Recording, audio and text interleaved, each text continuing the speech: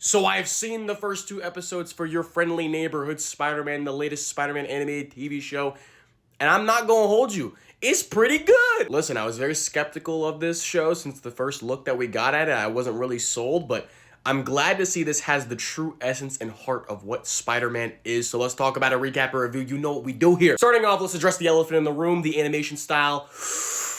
I think I like it. I think I tolerate it. I'm not really quite sure. It's like they rotoscoped the hell out of this thing. It's like I'm watching whenever they put a human in Smiling Friends or Richard Linklater's A Scanner Darkly. It really does look like they one-to-one translated a Steve Ditko era 60s Spider-Man comic and put it on screen, which I appreciate.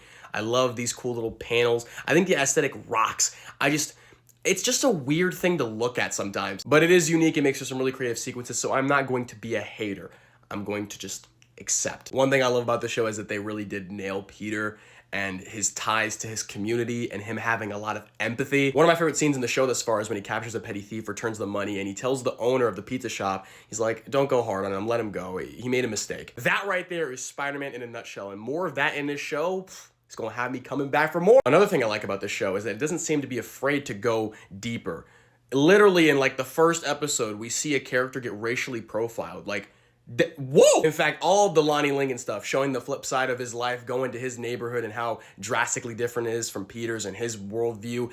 I love that. And I still can't believe this is Lonnie Lincoln. This is supposed to be Tombstone. That's what makes these deeper layers even crazier is that the main actor who plays Spider-Man in the show said his biggest fear with it is that it was going to be annoying and woke.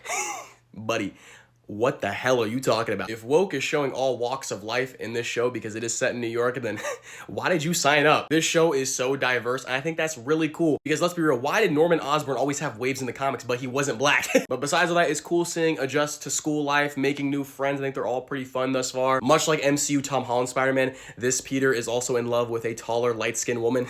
Can't blame him. And since this is technically an alternate MCU timeline, there are a plethora of references, especially to Civil War, because this show is kind of like the prelude to when we meet Peter in that movie. Except in this universe, Norman might be Peter's mentor or enemy, because at the end of episode 2, spoiler, he knows Peter's identity. What? I had to lean forward. We're only 2 episodes in. You can't be laying that shit on me immediately. And it was honestly no surprise considering the villain in the second episode is like this pyromaniac who's trying to burn down a building and gentrify a neighborhood so then a richer corporation could buy it, which we know it's going to be Oscorp. But I'm glad there's interesting drama already. I'm already going to be back for episode 3 because it's hooked me. And yes, since it does technically take place in an alternate MCU timeline, there's other characters like Doctor Strange appears in the first episode, and I think that's how Peter gets his powers, through like a dimensional spider. But yeah, Your Friendly Neighborhood Spider-Man, whole lot of fun. It's no spectacular, but nothing is spectacular.